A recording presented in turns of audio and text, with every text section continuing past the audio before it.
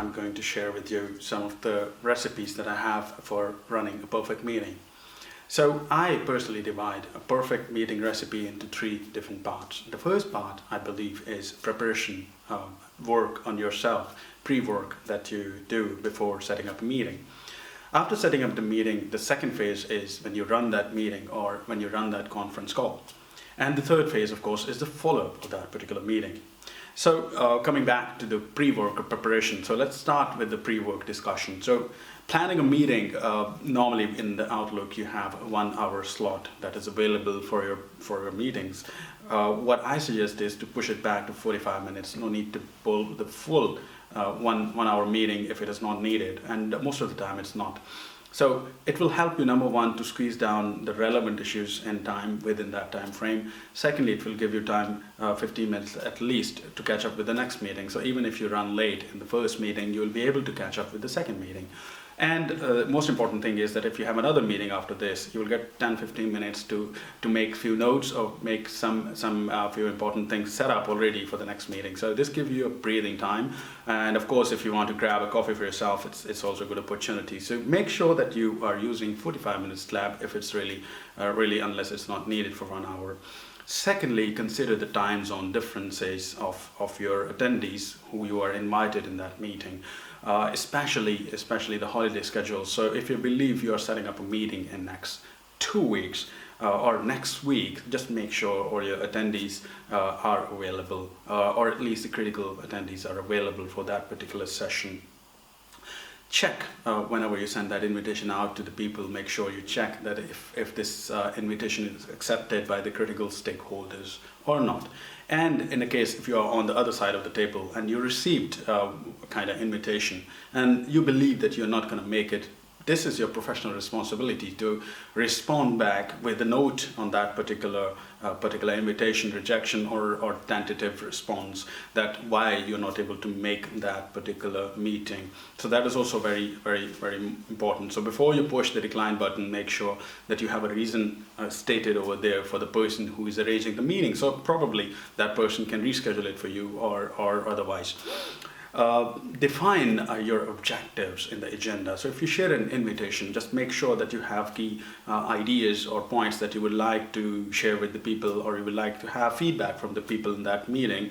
That will help you. So for example, if you put only a subject tagline that this is what I'm going to discuss, Project ABC, it's definitely not enough to explain it to the people. So a recommended thing that I would request you to put in your meeting invitation is the agenda or the top lines that you want to discuss in that particular meeting, and please make sure that you send it before the meeting starts, so that helps the people to understand it. So even you can do it a couple of days before the meeting starts or the day before the meeting, so that's also fine. But if you can do it on the day when you're sending out that invitation to the people, that definitely is gonna be quite helpful for you guys. So this is very important. So all the people in the distribution list should have that agenda with themselves. Make sure that when you're inviting some people in your meetings, those people are very relevant people. Avoid to add unnecessary like involvement of the people who are not required. Avoid wasting the time of the people. That helps. So make sure that very necessary and very important people are there in the meeting, who are relevant, who are going to influence your discussion and can be helpful in the discussion. So that's also very important. So whenever you start a meeting or before starting a meeting, make sure that the organizer, even if it's yourself, you should be before the meeting there in the meeting. If it's a conf call, you should be there in the conf page or in the discussion before the time starts. It's good. Number one, you can avoid any technological issues that are there, availability of the tools or equipment that can be covered in that part. So I suggest at least 5 to 10 minutes before the meeting, if you can join in and if you can be on the place, that is going to be helpful for organizing it and starting it in a proper way, in a professional way. So Sometimes it's also very important that you are setting up a meeting on an important topic to socialize yourself and pre-engage with the relevant stakeholders.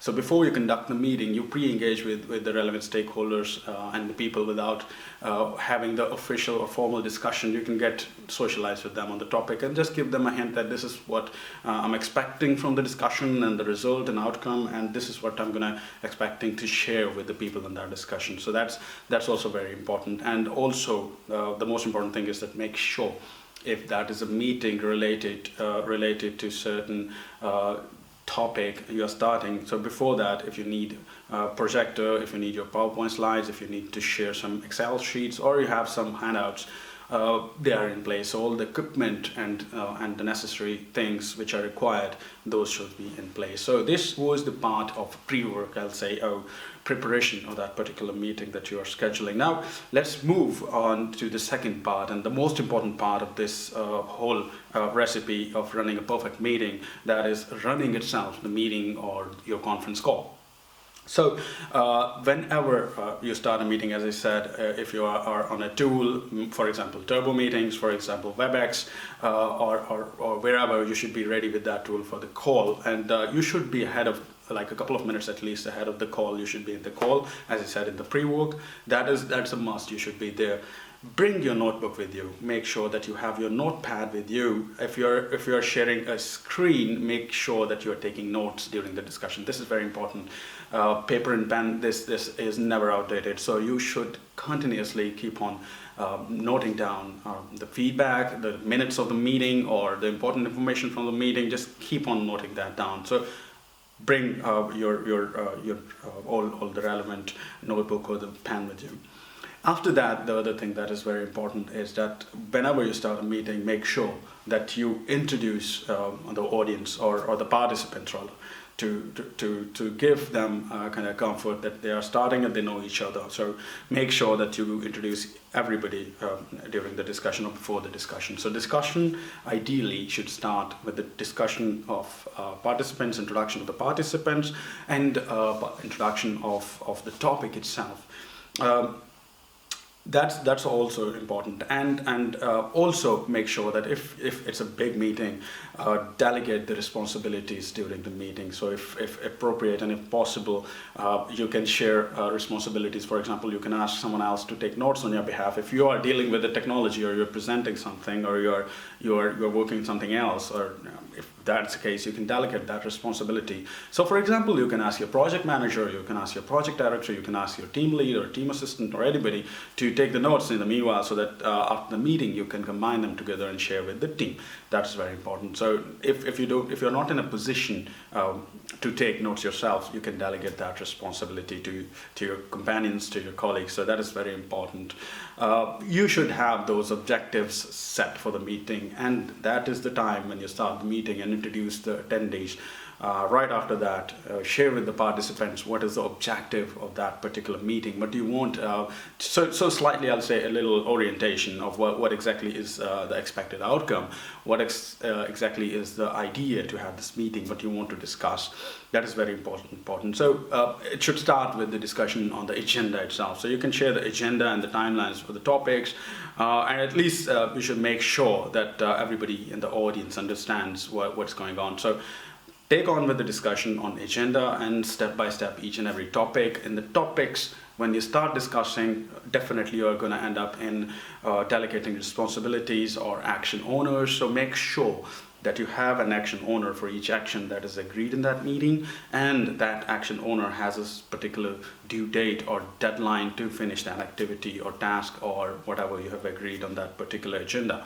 So this is very important, that you should agree with the participants the deadlines or the closing timelines of that particular objective of that meeting. So I'll say discuss that agenda with the timelines in the mind and time frame, along with the action owners, the relevant action owners. That is very important, and make decisions on that topic. So if there is a topic, there should be a decision that what is going to happen and who is going to do. So be decisive in your meetings. So don't leave the actions open just for no reason. So make reasons. If we have actions and timelines, fine. If you don't have them, there should be a solid reason for that why you don't have that.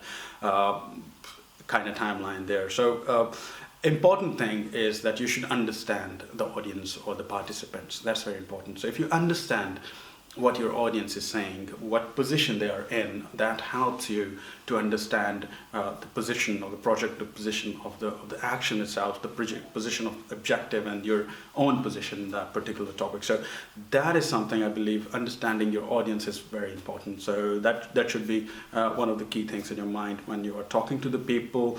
Do not talk too quickly with everybody, so that they can follow you. So be a little bit patient, be a little bit slow, and that's the way how to talk to people so that they can follow you as well, rather than you just rush out.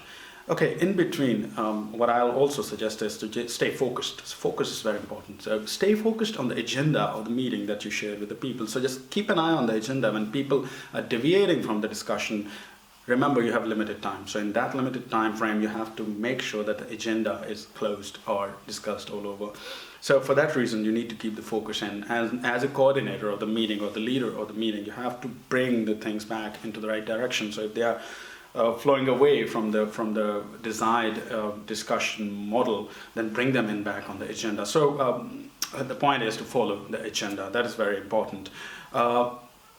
Use a parking slot for the questions, which are the questions which are not related at that particular moment, but that can be talked about later. So you can park in the last 5 minutes. Okay, let's keep the last 5 minutes for this topic, and let's continue on the agenda. So keep the parking slots in between, so that they will help you to keep your focus on the discussion, keep your focus on the agenda and the meeting itself. So the essence and the spirit of the meeting will not be disturbed with such unimportant or less important topics. So keep the priority up.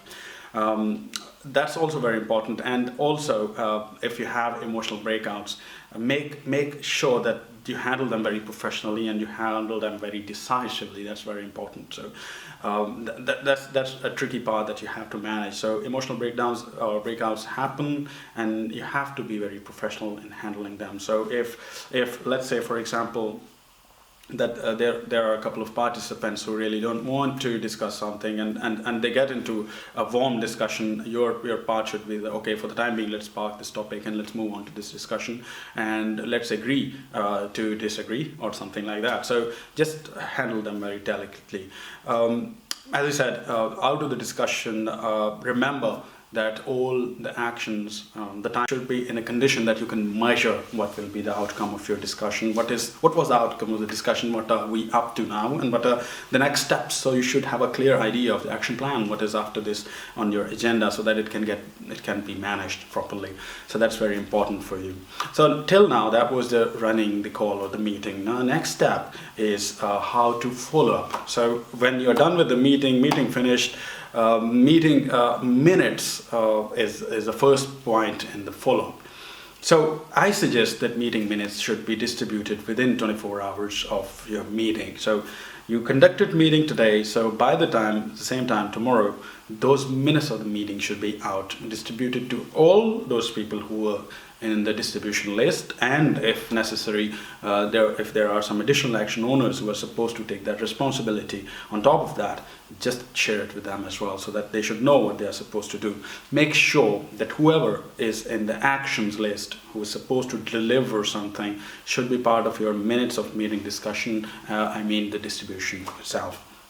So minutes of the meeting email subject should be crisp, to the point, and I believe it's not necessary, but if possible, follow the old email chain just to keep it. Best solution is to keep it alive, and people should know what's going on. So that's what I suggest. And again, minutes of meeting should be exactly what you did in the meeting. You have a timeline, you have an action timeline, action owner, and exactly what is the deadline max that he's going to conclude it and finish it. And this minutes of the meeting is kind of an agreement that your audience or your participants are making with you, that they are going to deliver these actions at this timeline. If there was any miscommunication or confusion during the meeting, that I think will be killed once you circulate your minutes of the meeting. So that's definitely going to help you. The other thing that is your responsibility as a meeting lead or as a meeting coordinator, that make sure that you follow up on that particular agenda deadlines. So your agenda had deadlines, so follow up as well. That is very important. So people need to be reminded about the tasks if they didn't do it already. So it's good to have a light chat, have a light discussion on the topics that, hey, you were supposed to finish this by then, and we're just looking forward for your feedback on that. So this is very important. And if you can also check if there is a progress going on or not. Like you can set up another meeting for that. You can set up another follow-up meeting if the progress is not ample or not satisfactory, or some other bottlenecks are there which you need to fix. So for that reason, you can set up another meeting as well. So you should understand the possibility or the background of the issue, and then possibility of alternate options, and then you can set up another meeting. It is quite possible that you need to, in some cases, you need to escalate that. And for that reason also, you need to continuously follow up your agenda that, hey, it was supposed to be done by that. Are we on track? Are we missing something? Do we need to ask someone else to help us with that, or some things like that? After that, I think it's very good. It's very good to share positives with your teams, share positive feedback. So for example, if you see someone is continuously progressing and making good progress on the agenda, please do share it with other people as well. Share it with other colleagues. Share the success. It gives a good feeling. It gives accomplishment to your team, to yourself. And of course, the people who are watching it, they get more active and motivated to deliver on their tasks. So it happens often. I've noticed myself that if you are kind of your colleagues are delivering, you feel more motivated to deliver just because you see that people are delivering. It's your job as well to deliver, so you get motivated. Share positive feedback, share different point of views as well with each other, information and achievements with the stakeholders. It's very cool, it's very good. Whenever you're leaving your meeting room, just also make sure that you are leaving the meeting room in the same condition as you took it. So if there was some equipment you put on after that, take it back, properly pack it, place it somewhere. If you had a whiteboard where you put some notes over there, just clean it, rub it, so that the people coming after you in the meeting room should be able to use that meeting room efficiently and properly. That is something, and if you have some documents on the tables, if you had some glasses, some pens and papers, just clean it up, notebooks, just take them off, because you should leave it as it was. It gives a good impression of yourself, and it leaves a good professional environment in the organization. So these were a few of the tips, guys. I hope these were useful, and looking forward to speak to you again. Thank you very much for joining today. Bye-bye.